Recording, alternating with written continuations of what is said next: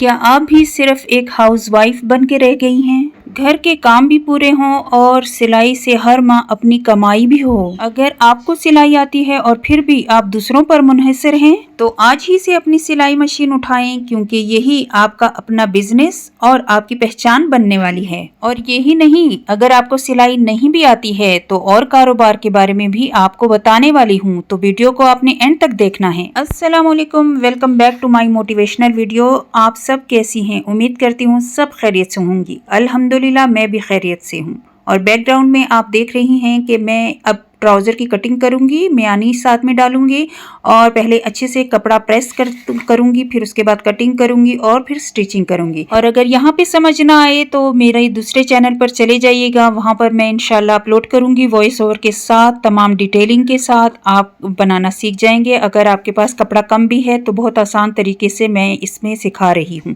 चलिए जी, अपने टॉपिक की तरफ आते हैं। आप भी मेरी तरह वर्किंग वुमेन बनना चाहती हैं तो आपने आज की वीडियो एंड तक देखनी है। वीडियो को अभी से लाइक कर लीजिएगा, क्योंकि बहुत ही खूबसूरत वीडियो बनने वाली है। आज का टॉपिक मैंने इसलिए चूज किया है क्योंकि आप सबके बहुत ज्यादा मैसेजेस आते हैं कि हम वर्किंग वुमेन बनना चाहते हैं और आपकी तरह और किसी भी वर्किंग वुमेन की तरह बनना चाहते हैं, ताकि हम भी घर बैठे ही अपना काम कर सकें और अपने घर को भी तवज्जो दे सकें। तो इसीलिए आज की वीडियो में मैं बताऊंगी कुछ ऐसे पॉइंट्स कि जिससे घर में मौजूद खवातीन और हाउस वाइफ को खुद कफील और वर्किंग वुमेन बनाने और सिलाई के टाइम को मैनेज करने का तरीका बताऊंगी। सबसे पहले तो मैं आपको बताऊंगी कि सिलाई को बजाय ये कि आप तफरीह समझें, शौक, एक दो दिन का शौक समझें, बल्कि आप इसको तफरीह के बजाय प्रॉपर अपना काम समझकर चलेंगे ना, तो आपका टाइम भी मैनेज होगा, सिलाई और घर का काम भी मैनेज होगा। तो इसलिए आपने अपने वक्त को बांटना है रात से ही और अपना तयन करना है कि कौन से घंटे ऐसे हैं जिसमें आप घर का काम आसानी से कर सकते हैं और कौन से ऐसा टाइम है जिसमें आप सिलाई आराम से कर सकते हैं। तो ये मैनेज आपने खुद करना है, डिवाइड भी खुद करना है।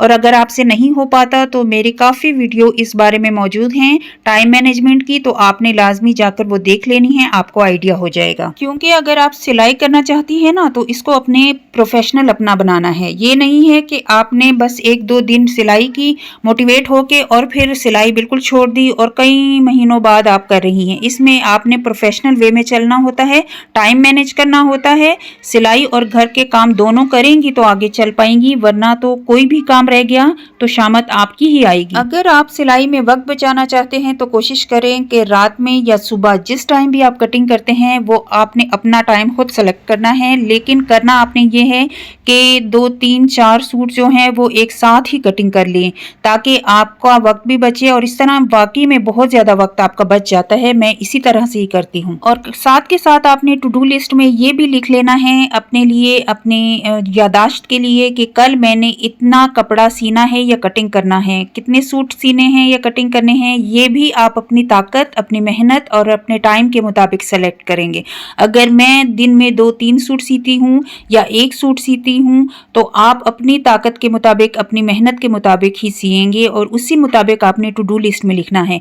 ये नहीं है कि जोश में आकर आज आप लिखें कि कल मैं 3 सूट सीऊंगी, तो कल आए और आप एक सूट भी ना सिल सके तो आपको बहुत ज़्यादा फिर परेशानी होती है और आप कहेंगे कि मैंने टू डू लिस्ट बनाई और वो काम भी उसने नहीं किया। इस तरह से आपने नहीं करना है। शुरू में छोटे छोटे हदफ अपने रखने हैं, छोटे छोटे कामों को डिवाइड करें, छोटे छोटे कामों पे चलें। इसी तरह से आपका टाइम मैनेज होगा। बड़े बड़े काम लेकर चलेंगे तो आपके दिमाग पे बहुत ज़्यादा प्रेशर आएगा। और हाँ, यहाँ पे मैं एक ज़रूरी पॉइंट आपको देती चलूँ कि सिलाई का काम आप तब करें जब आपके बच्चे या तो सो रहे हों या स्कूल गए हों, यानी मॉर्निंग का टाइम, या फिर दोपहर में बाज़ बच्चे ट्यूशन्स भी जाते हैं।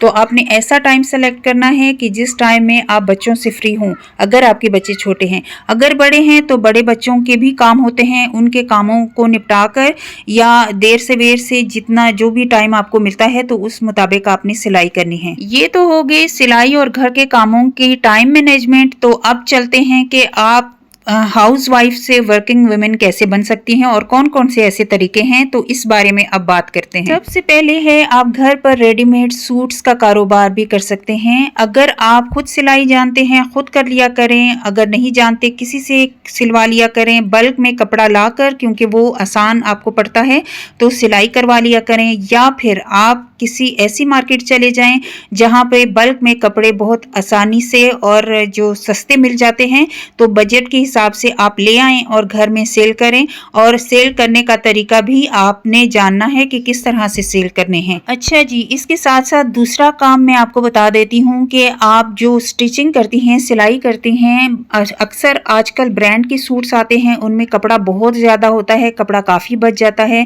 तो आप कोशिश करें कि जिनके कपड़े होते हैं उनके पास अगर बच्चे नहीं हैं तो आप उनसे पूछ लिया करें। वो कपड़े उनके फालतू होते हैं पीसेस, तो उन पीसेस से आप छोटे छोटे फ्रॉक सी के वो भी सेल कर सकती हैं। छोटी छोटी डिज़ाइनिंग करके अच्छे से फ्रॉक सिएं और मुख्तलिफ किस्म के फ्रॉक्स के अलावा भी छोटे बेबीज़ के कपड़े सिएं और वो सेल करें। वो भी बहुत अच्छा काम है आपके लिए। किसी अपने मखसूस सिलाई के काम से भी आप एक्स्ट्रा कमाई कर सकते हैं। कि अगर जैसे मेरा चैनल है, उसमें मैं पहले बिल्कुल जो गले थे ना डिज़ाइनिंग के, वो स्टिच करती थी।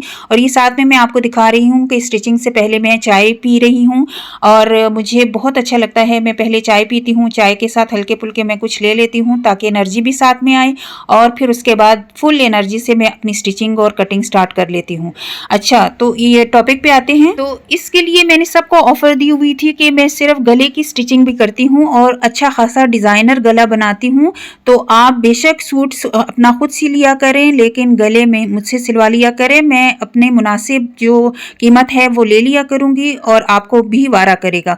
तो इस तरह से भी आप जिस काम में अच्छे हैं तो वो काम आप कर सकते हैं। जैसे अभी भी मैं सर्विस दे रही हूँ कि जिनको स्टिचिंग आती है और कटिंग से घबराते हैं, तो मैं सिर्फ कटिंग करके दे देती हूँ और उसकी चार्जेस ले लेती हूँ, और अपने जो स्टिचिंग वो घर में कर सकती हैं वो कर लेती हैं।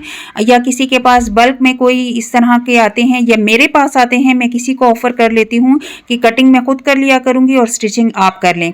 तो इस तरह का भी आप मैनेज कर सकते हैं अपने लिए कारोबार। इसके अलावा अगर आप कम वक्त में ज़्यादा पैसे कमाना चाहते हैं तो अल्ट्रेशन का काम भी बहुत ज़बरदस्त है। कहीं जो दुकानें होती हैं, शॉप्स होती हैं, अल्ट्रेशन का काम उनको चाहिए होता है। जैसे हम कपड़े लेने जाते हैं तो हमें अल्ट्रेशन की ज़रूरत होती है, तो वो दुकानदार हमें करके देते हैं। तो इस तरह की भी आप ऑफ़र दे सकते हैं, घर के लेडीज़ को भी और सबको ऑफ़र दें ताकि ये सर्विस भी आपकी शुरू हो सके। अच्छा जी, जो आप स्टिचिंग करते हैं, जो गले के डिज़ाइन बनाते हैं या कपड़ों के कोई खूबसूरत से डिज़ाइन बनते हैं, तो उनकी पिक्स ले लिया करें या छोटी छोटी वीडियोस बनाकर इंस्टाग्राम, व्हाट्सएप पर दे दिया करें और फेसबुक पे, इसी तरह यूट्यूब पे जैसे मैं शेयर कर रही हूँ। और इसी तरह से अपने आप गाहक बना सकते हैं, कस्टमर बना सकते हैं।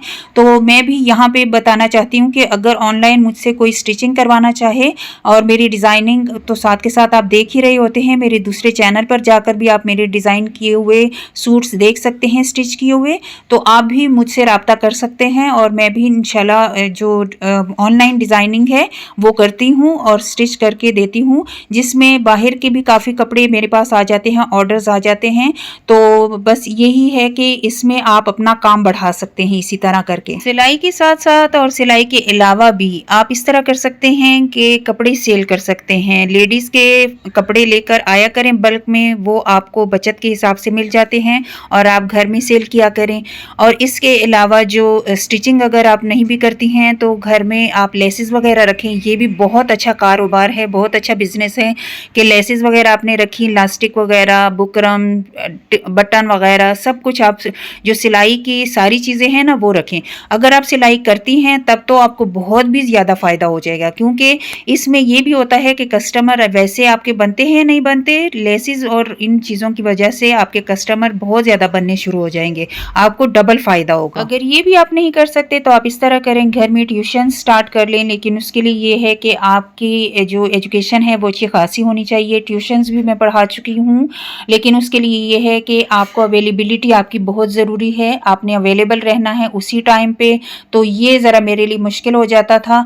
और ट्यूशन्स के साथ साथ आप इस तरह भी कर सकते हैं कि ख़वातीन को आप सिलाई यानी सिलाई सेंटर आप खोल लें, सिलाई सिखा दिया करें। मेरे पास भी काफ़ी ख़वातीन आती हैं और वे यही कहती हैं कि हमें हमारी बच्चियों को सिलाई सिखा दें। तो मेरे पास तो इतना टाइम नहीं होता है क्योंकि मैंने यूट्यूब चैनल्स भी मैनेज करने होते हैं और सिलाई भी मैनेज करनी होती है और बाहर के ऑर्डर्स भी मैनेज करने होते हैं, तो ये काम भी बहुत ज़बरदस्त है। अच्छा, इसके अलावा आप हैंडमेड क्राफ्ट्स या इसके अलावा आप कुछ भी डेकोरेशन का कुछ बनाकर सेल कर सकते हैं। जो आपके अंदर हुनर है वो हुनर आप कर सकते हैं। घर में डेकोरेशन की चीज़ें बना कर आप सेल कर सकते हैं। बस एबिलिटी आपके अंदर होनी चाहिए कि आप किस तरह से टाइम मैनेज करते हैं और फिर सेलिंग पॉइंट आपका बहुत अच्छा होना चाहिए कि किस तरह से आप सेल भी करें और आपका रवैया क्या है, ये सारी चीज़ें इसमें आ जाती हैं। सबसे पहले हाउसवाइफ से वर्किंग वुमेन बनने के लिए ना आपका एक माइंड सेट होना चाहिए। अगर आपका माइंड सेट है तब ये इनमें से कोई काम भी आप कर सकते हैं। अगर तो आपका माइंड सेट इस तरह का नहीं है तो इनमें से कोई काम भी आप नहीं कर पाएंगी। यकीन माने, इस बात को मेरे आप जहन नशीन कर लें कि आपका माइंड सेट ही ऐसा होना चाहिए कि आप वर्किंग वुमेन बन सकें। साथ के साथ आप जो भी कारोबार करते हैं ना, उससे पैसों की बचत और री इन्वेस्टमेंट किया करें। यानी थोड़े थोड़े पैसे आपने बचत करने हैं। जैसे मैं बताती हूँ आपको, मैंने अगर एक सूट सिया 1000 में या 800 में सिंपल सूट, तो मैं क्या करती हूँ, उसका 10% तो मैं एक साइड पे रख देती हूँ, वो मैं किसी को डोनेट कर देती हूँ। और जो उसके बाद 10-20% होता है वो मैं अपने बचत के हिसाब से, ज़्यादा हो तो ज़्यादा भी रख लेती हूँ, कम है तो कम भी रख लेती हूँ। कोई हार्ड एंड फास्ट रूल नहीं है। उस बचत से फिर मैं आगे चल के जो खर्चा होता है मेरी सिलाई पे वो मैं करती हूँ, लेती हूँ। और मशीन के लिए भी मैंने कमेटी डाली थी, तो मशीन मैंने इसी तरह से ली थी। जब भी आप कोई कारोबार करते हैं ना, तो आपका पेशावराना रवैया होना चाहिए। रवैया आपका ऐसा हो कि जो भी काम आप करें आप नीट एंड क्लीन करें। आप कस्टमर को अगर सिलाई देते हैं तो वक्त से पहले दे दिया करें, वक्त पर दे दिया करें और नीट एंड क्लीन अच्छे से इस्त्री करके पैकिंग अच्छी सी करके दिया करें। और सबसे आखिर में मैं आपके साथ ये बात शेयर करूंगी जो सबसे ज्यादा अहम है, जो सबसे बड़ा पॉइंट है, वो ये है कि आपने जो भी काम करना है, जैसा काम भी करना है, आप में खुद एतमादी होनी चाहिए, कॉन्फिडेंस होना चाहिए और अपनी कीमत का तयन आपने करना है। कभी भी ये मत सोचें कि मेरे पास सिलाई नहीं आ रही है तो मैं कीमत को बहुत कम कर दूं, जिसकी वजह से कस्टमर आपके इसी वजह से, सोच की वजह से नहीं आते कि वो तो इतनी कम सिलाई लेती हैं तो वो क्या ही स्टिच करती होंगी। तो आपने दरमियाना स्टार्टिंग में आप थोड़े कम कर लें, फिर उसके बाद आप आहिस्ता आहिस्ता से, जब सब आपके आदी हो जाएं तो आहिस्ता आहिस्ता से अपनी कीमत बढ़ाना शुरू कर दें। हमेशा अपनी मेहनत को देखकर ही आपने कीमत का तयन करना है, ना कम ना ज्यादा। आपने हलाल की कमाई करनी है, ठीक है, हराम भी इसमें नहीं होना चाहिए। चलें जी, फिर मिलूंगी मोटिवेशनल वीडियो के साथ। टिल देन, अल्लाह हाफिज।